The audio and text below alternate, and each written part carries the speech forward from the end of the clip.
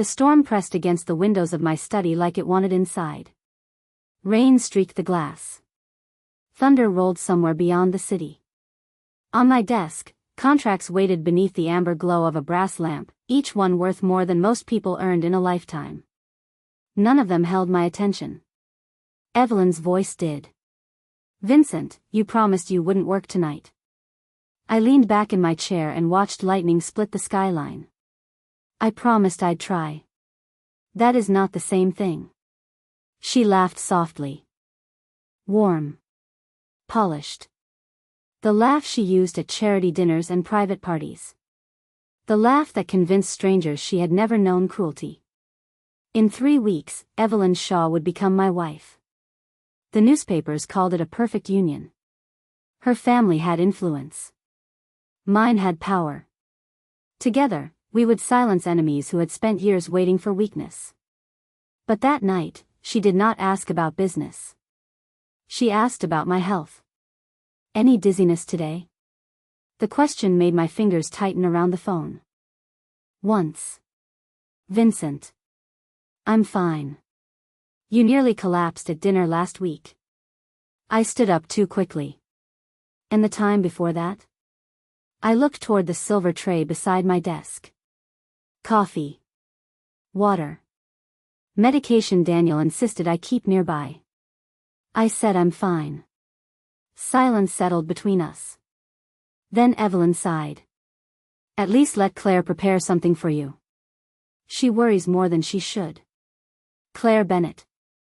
The maid who moved through my house without making noise. 28. Quiet eyes. Steady hands. She had worked at the estate for 7 months, yet I knew almost nothing about her beyond what appeared in her employment file. She never lingered. Never stared. Never trembled when I entered a room. That alone made her unusual. "I don't need Claire watching me," I said. "No," Evelyn replied gently. "Of course not." A knock sounded through her end of the call. "That will be the dressmaker," she said. "I'll call you tomorrow." "Good night, Evelyn." "Good night, my love." The line went silent. I placed the phone beside the contracts and reached for my coffee. Then I heard footsteps. Not in my study. Through the phone. The call had not ended. Fabric rustled. A door closed. When Evelyn spoke again, the warmth had vanished from her voice. "You took long enough." Claire answered quietly. "Mrs. Taylor needed help downstairs." "I didn't ask where you were." A pause. Even through the speaker, I could hear the change in the room. The pressure. The kind that arrived before someone crossed a line they could never uncross. Evelyn continued. "The next time he becomes ill, you will stay out of it." My hand froze above the coffee cup. Claire did not answer immediately. Rain battered the windows harder. "I can't do that," she finally said. "You can. If Mr. Cole needs help, he has doctors. Security. Me. He didn't have any of you the last time." Something cold moved through my chest. Evelyn lowered her voice. "You are forgetting why you are in that house." "No," Claire said. "I remember every day. Then remember what happens if I make one phone call." The silence that followed felt alive. I pictured Claire as I had seen her that morning, standing near the kitchen doorway with a folded linen cloth in her hands. Pale beneath the lights. Tired. Watching me more carefully than I had realized. Evelyn spoke again. "If Vincent gets dizzy, you leave the room. If he falls, you call someone else. You do not touch his food. You do not touch his medication. And you do not interfere with me again." Claire's breath caught. Then her voice steadied. "No, one word. Soft. Absolute." I had heard men beg for their lives with less fear than she hid inside that single syllable. Evelyn laughed, but there was no warmth in it now. "Careful, Claire. Courage is expensive when you have nothing." The call disconnected. For several seconds, I did not move. Then I opened the private medical log Daniel had compiled after my recent episodes. 4 incidents. 4 unexplained moments when the room had tilted, my vision had blurred, and my body had stopped obeying me. Evelyn had been present before everyone. But she had never been the person who found me afterward. Claire had. By sunrise, I had made 2 decisions. The engagement announcement would be postponed. And no one would know why. Daniel Reed stood across from my desk while the city turned gray beyond the windows. He had served beside me long enough to recognize when questions were dangerous. Review every security failure from the last 6 months, I told him. Food deliveries. Medication access. Staff schedules. Camera outages. His expression did not change. Who am I investigating? Everyone. Including me, I almost added. Because a man who believed he controlled every room had no excuse for missing what happened inside his own home. Claire entered the breakfast room at 7 carrying a covered tray. Her uniform was immaculate, but exhaustion had settled beneath her eyes. She placed the tray before me. Then she paused. Not long enough for anyone else to notice. Her gaze moved to the silver seal around the juice bottle. She touched it with one fingertip, examined the edge, and replaced the bottle on her cart. I'll bring another. Why? The seal is uneven. She did not look at me when she said it. I watched her leave. 10 minutes later, I saw her again in the west corridor, standing beneath a security camera with a folded ladder beside her. The small indicator light was dark. She called maintenance herself. Before noon, she stopped a delivery driver at the service entrance because the recipient's name was misspelled by 1 letter. When the driver became impatient, Claire did not raise her voice. She simply refused to open the gate. There was something unsettling about quiet competence. It made noise unnecessary. That afternoon, I left a confidential acquisition file open on the desk in the library. The pages contained false numbers and a fabricated account route. Valuable enough to tempt someone. Harmless enough to expose them. I waited in the adjoining room. Claire entered 15 minutes later. Her footsteps stopped. The room remained silent. She did not approach the desk. Instead, she closed the library doors, turned the key from inside, and called Daniel. There's an unsecured file in Mr. Cole's library, she said. No staff member should enter until he returns. I stepped out. Claire's hand tightened around the phone.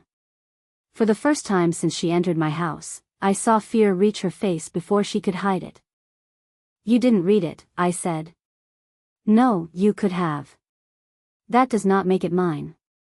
Her answer struck harder than it should have. I moved closer.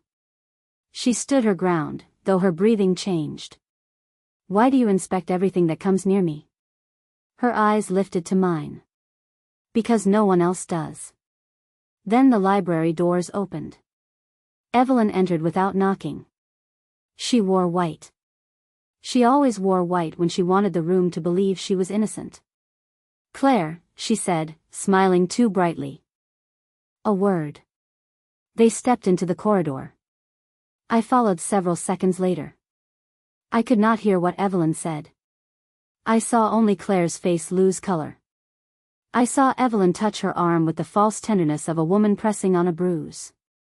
Then Claire noticed me. The fear vanished. Her spine straightened. Her expression became empty. That frightened me more. Daniel found me near midnight. He placed a thin personnel file on my desk. Claire's employment references are clean, he said. Too clean. I opened the folder. Her final recommendation carried the signature of a charitable foundation. One controlled by Evelyn's family. The foundation's crest stared up at me from Claire's file. A silver hawk above 3 black stars. Evelyn's family had used that symbol for decades. Hospitals. Scholarships. Shelters. Generosity displayed in marble and gold. I had learned long ago that respectable names often hid the dirtiest hands. The next morning, I found Claire in the greenhouse, trimming dead leaves from a row of white roses. Who recommended you for this position? Her scissors stopped. Mrs. Bell from the foundation. Did you know Evelyn? Not personally. The answer arrived too quickly. I stepped between her and the door. Claire looked at the distance remaining between us, then raised her eyes to mine. Try again, I said. I already answered. People who lie to me rarely get a second opportunity. Something flickered across her face. Not terror. Anger. You are not asking me a question, Mr. Cole. You are warning me which answer you want. My voice lowered. And what answer do I want? One that makes you feel in control. The greenhouse seemed to grow smaller. Most people apologized when they saw silence settle over me. Claire placed the scissors on the table. You can frighten someone into obeying you, she said. That does not mean they have told you the truth. She walked past me. I let her. Not because she had one. Because some reckless part of me wanted to hear what she would say when fear was no longer the language between us. That evening, I gave Daniel permission to stage an internal breach. At 8:17, the lights failed across the east wing. At 8:18, an alarm sounded near the staff quarters. Smoke rolled beneath the laundry room door.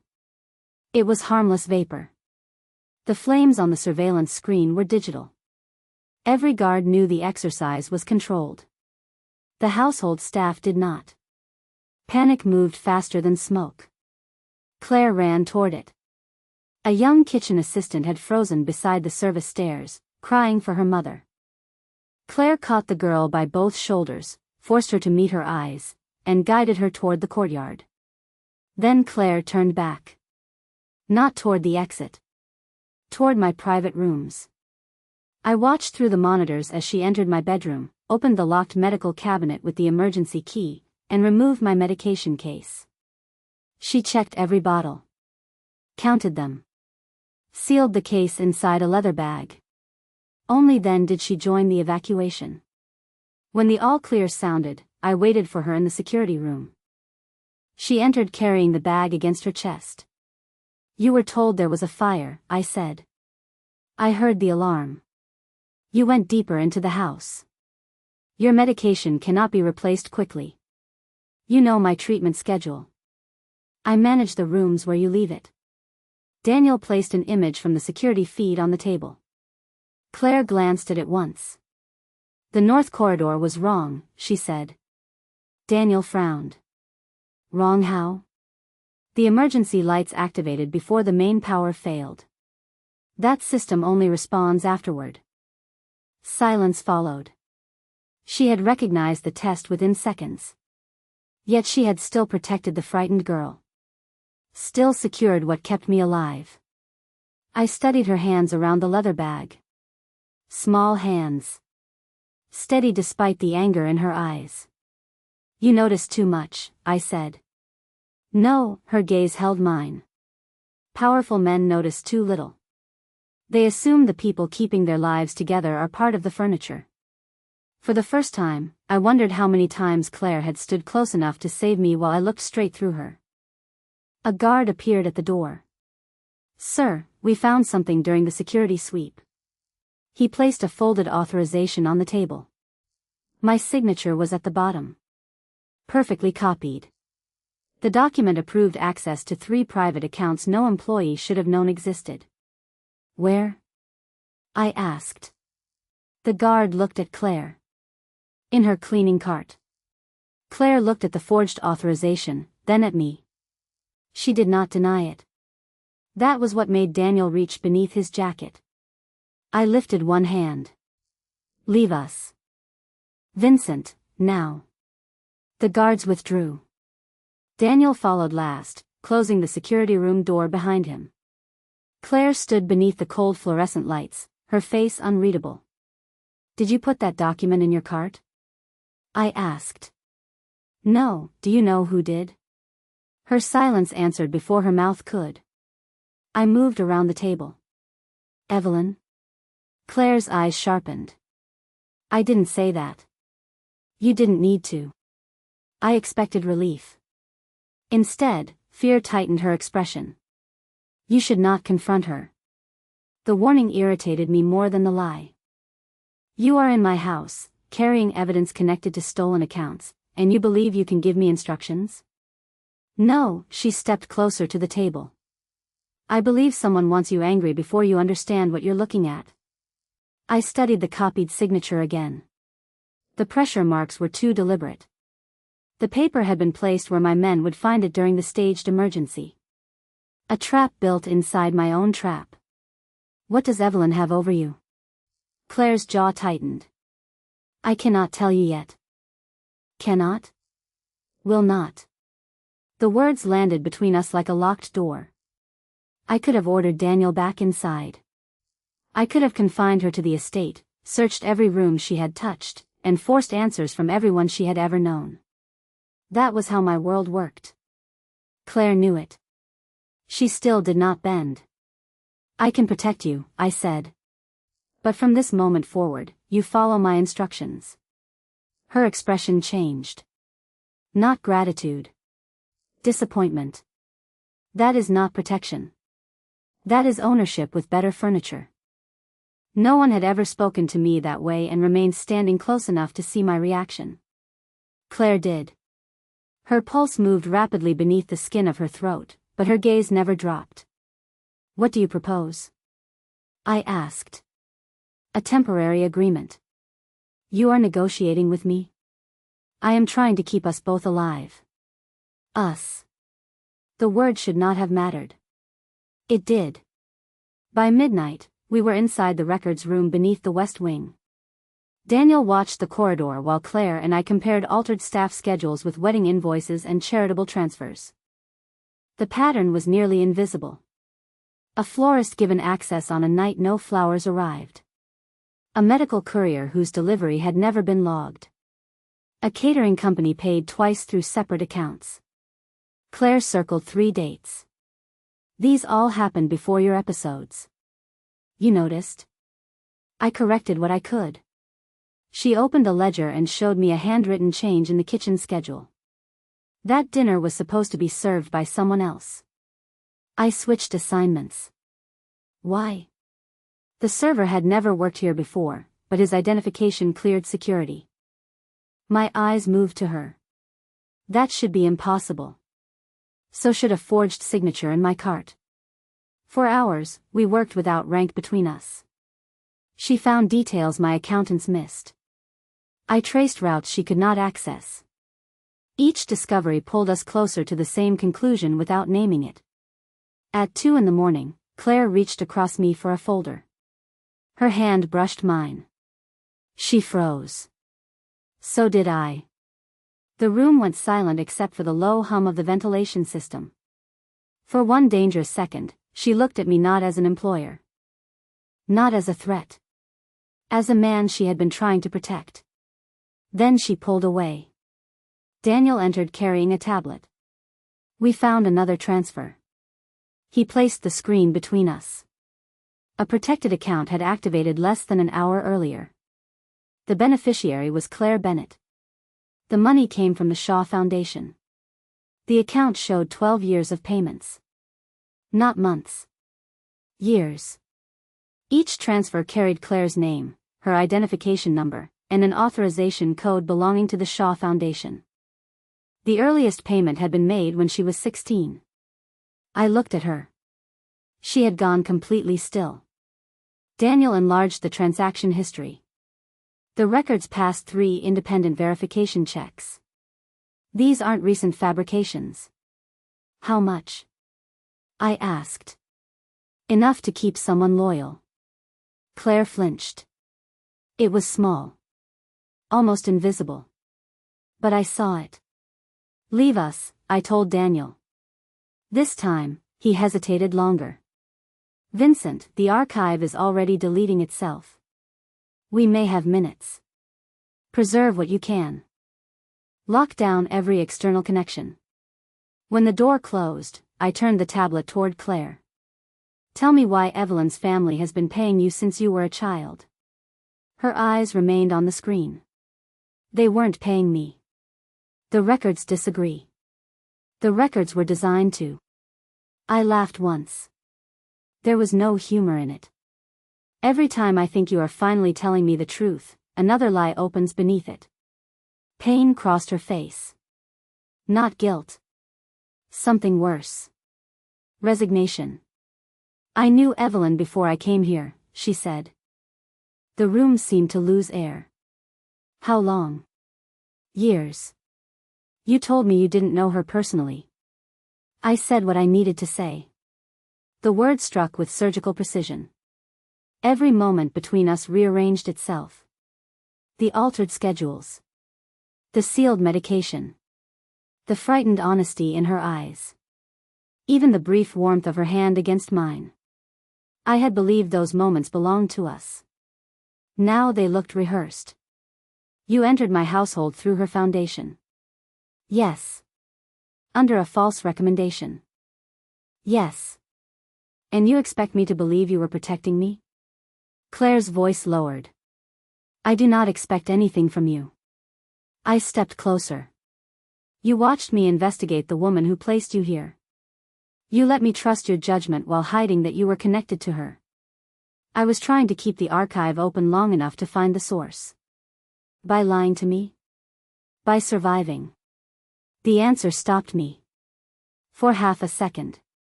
Then the security monitors flashed red. Daniel's voice came through the wall speaker. Deletion rate just doubled. Someone knows we accessed the account. Claire moved before I did. She crossed to the central terminal and opened 3 hidden menus I had never seen. My hand closed around her wrist. How do you know that system? Her skin was cold beneath my fingers. Because the Shaw Foundation uses the same architecture. The betrayal sharpened. You worked for them. I was used by them. Convenient distinction. Her eyes lifted to mine. You can hate me when this is over. Right now, decide whether you want answers or obedience.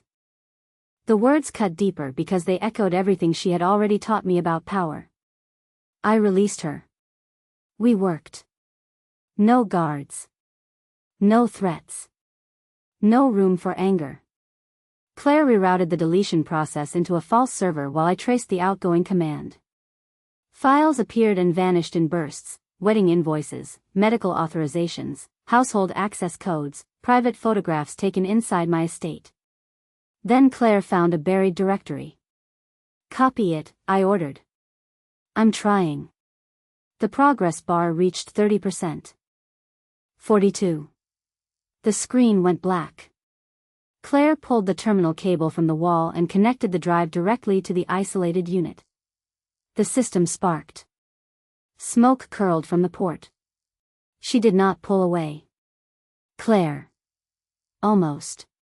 Her fingers shook as the transfer reached 91%. The terminal died. Silence. A thin burn marked her palm where the overheated connector had touched her skin. She had stayed. Not to escape. Not to protect herself. To save the evidence that could condemn her. Daniel returned with the recovered files loaded onto a secure tablet. One thing survived intact, he said. A scheduling command. The protected account had not activated randomly. It had been programmed to appear tonight, after the emergency drill, after the forged document was discovered, after Claire and I began trusting each other. Someone had wanted me to see the payments at the exact moment they would hurt most. I looked at Claire. What were you sent here to do? Her face lost the last of its defenses. At first, she whispered, only to take information. Information about what? Claire looked at the burn across her palm as if pain were easier to face than me. Your financial routes. Security rotations. The names of men who still answered to you after your father died. Every word removed another piece of the woman I thought I had begun to understand. Why would Evelyn need those things? She didn't. Her father did. The name remained unspoken, but his shadow filled the room. Senator Richard Shaw had smiled beside me at fundraisers. Raised champagne to my engagement. Called our alliance the beginning of a safer city. Claire opened the damaged archive and selected an old photograph. A younger version of her stood outside a courthouse, holding the hand of a frightened woman. My mother worked as a bookkeeper for one of Shaw's charities, she said. She found accounts that didn't belong there. Payments to judges. Police officials. Men connected to your rivals. What happened to her? She tried to leave. Claire's voice did not break. That made it worse. The foundation accused her of theft. She went to prison. I was 16. Evelyn came to me afterward and said the charges could disappear if I became useful. The 12 years of payments. Not wages. A manufactured trail. A leash built from numbers. She made the money appear under your name, I said. So that if I ever spoke, I would look like the thief my mother had been called. And you agreed to enter my house. Yes. Anger rose inside me, cold and disciplined. You decided which truths I was allowed to know. I decided which truths would keep my mother alive. You could have come to me. Claire's eyes hardened. When? The question struck before I understood it. When you walked past me without knowing my name? When your guards searched my room because a guest misplaced a watch? Or when you offered protection in exchange for obedience? I had no answer. She stepped closer, tears bright in her eyes but refusing to fall. You keep saying I should have trusted you. But you never asked for truth, Vincent. You demanded loyalty before giving anyone a reason to offer it. My name in her mouth sounded nothing like surrender. It sounded like judgment. I can erase the accounts, I said. Move your mother somewhere safe. No one will ever touch either of you again. Claire stared at me for a long moment. Then she smiled sadly. You still think freedom is something you can purchase? I am trying to keep you alive. No. You are trying to keep me where you can see me. The distinction opened something inside me I did not know how to defend. Claire removed the estate keys from her pocket and placed them on the table. The sound was small. Final. You cannot leave tonight. Watch me. If Shaw knows the archive survived, he already knows. She turned toward the door. I could have stopped her with one command. Daniel waited outside. Guards covered every exit. The entire estate moved when I spoke. Claire knew that. She paused with her hand on the door. For one terrible second, I understood that if I ordered her to stay, I would prove every accusation she had made. So I said nothing. She walked out. Daniel entered minutes later carrying a sealed envelope. She gave me this before she left. Inside were dates, access logs, and 3 occasions when Claire could have transmitted my private records. She had not. Instead, each date matched a threat she had quietly prevented. A poison delivery. A compromised driver. A false medical order. She had entered my home to betray me. Then spent 7 months choosing not to. My phone rang. Daniel looked at the screen. Claire. I answered. Traffic hissed behind her voice. I received a message. A second phone buzzed near her. Evelyn's recorded voice followed. Bring me the black ledger, Claire. Then your mother's dead ends. Claire went silent. So did I. We had never mentioned a black ledger. Not once. Yet Evelyn knew exactly which piece of evidence Claire had carried out of my house. Claire ended the call before I could tell her not to go. That frightened me more than if she had asked for help. Daniel traced the number while I stared at the black ledger she had photographed before leaving. Evelyn had named it too precisely. She knew Claire possessed evidence that had never appeared in our recovered archive. She'll use the mother, Daniel said. She already has. The Shaw family had kept Claire obedient for 12 years by making one woman's freedom depend on another woman's silence. Now they were offering to break the chain. All Claire had to do was walk into the trap alone. Daniel's phone vibrated. A scheduled message appeared. 3 words. The bride changed churches. Below it was a photograph of an old wedding invitation. The ceremony location had been crossed out and replaced with St. Agnes Chapel. That was never our venue, I said. Daniel enlarged the image. The chapel closed 8 years ago. The original wedding schedule flashed through my mind. Evelyn had insisted on a private rehearsal there before selecting the cathedral. At the time, I had dismissed it as sentiment. Now I saw coordinates hidden inside nostalgia. Claire had known I would. She had left me a path without asking me to own the destination. We drove through the rain without sirens. St. Agnes stood beyond an abandoned cemetery, its stone walls black with age. One vehicle waited near the side entrance. No guards outside. That was deliberate. Evelyn wanted Claire to believe the meeting remained private. Inside, candles burned along the aisle. Claire stood near the altar with the black ledger beneath one arm. Evelyn faced her in a gray coat, no diamonds, no polished smile. For once, she looked almost human.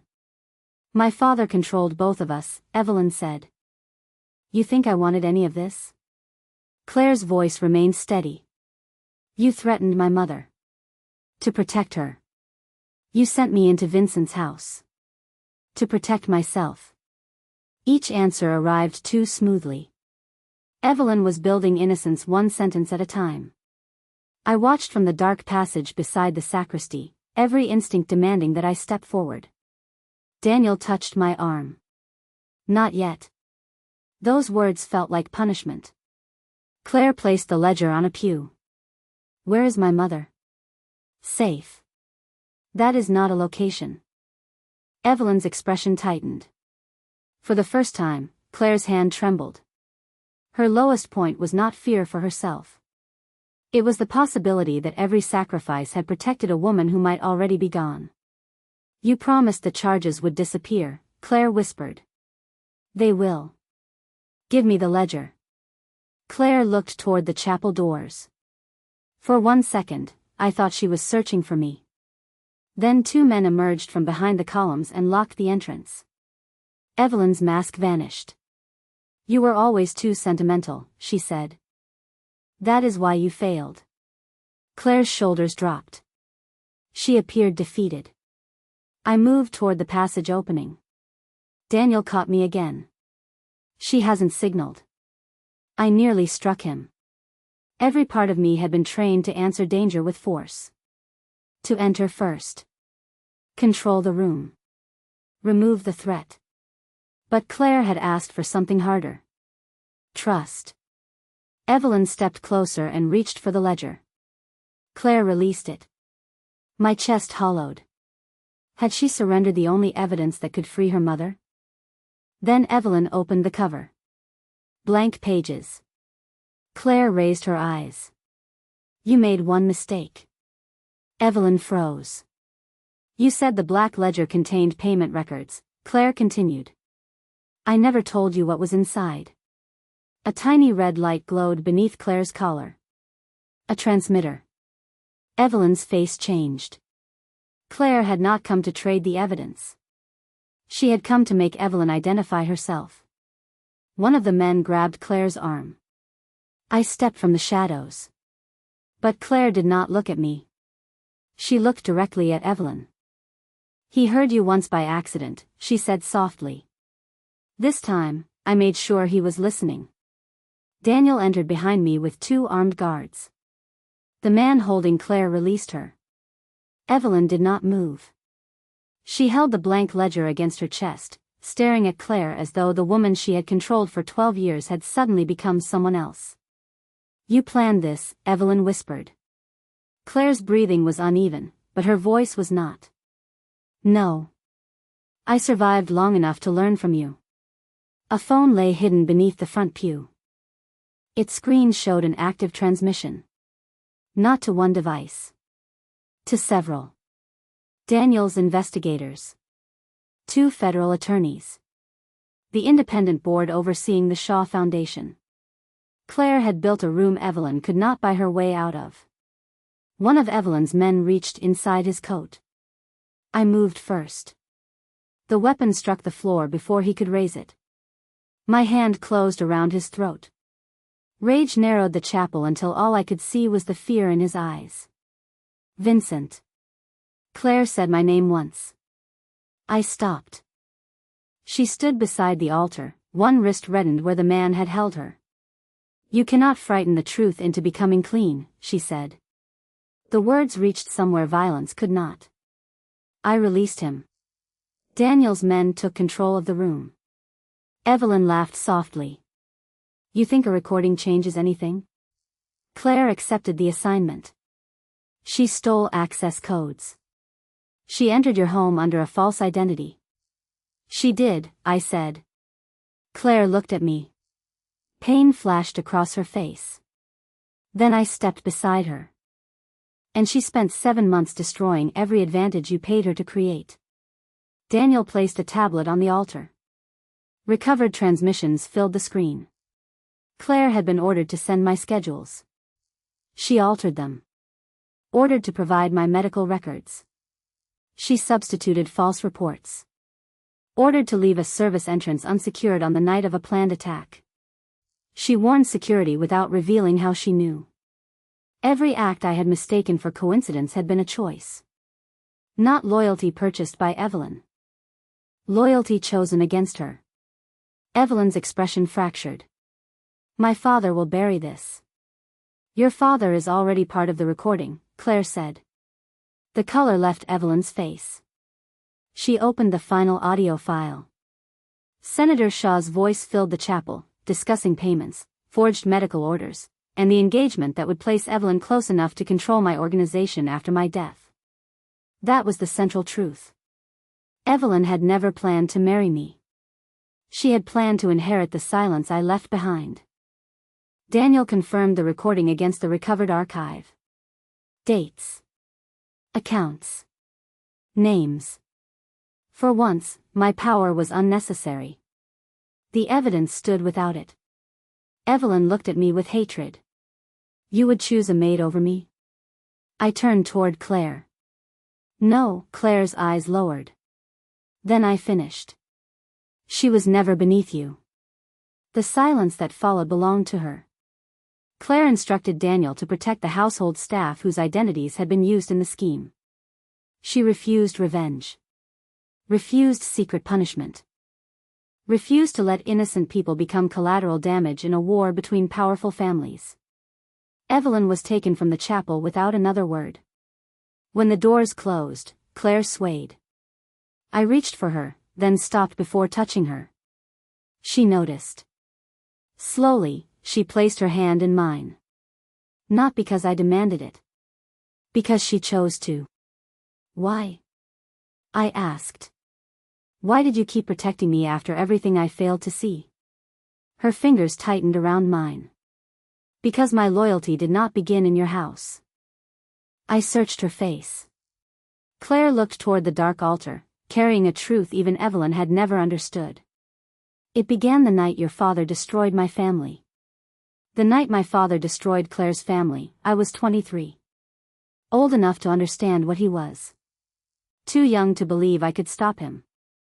Claire told me what happened after the chapel emptied. Her mother had been brought to the courthouse in chains. Reporters waited outside. Senator Shaw's people expected a confession before sunrise. Then someone delivered a sealed file to her public defender. Bank records. Witness statements. Enough evidence to prevent a life sentence, but not enough to free her. You sent it, Claire said. I remembered breaking into my father's office. Copying documents with hands that would not stop shaking. Leaving the envelope where no one could trace it back to me. I never knew her name. But I knew yours. Claire had been standing across the street that night. 16 years old. Wet from the rain. Watching me leave the courthouse through a side entrance. I had not saved her family. I had only reduced the damage mine had caused.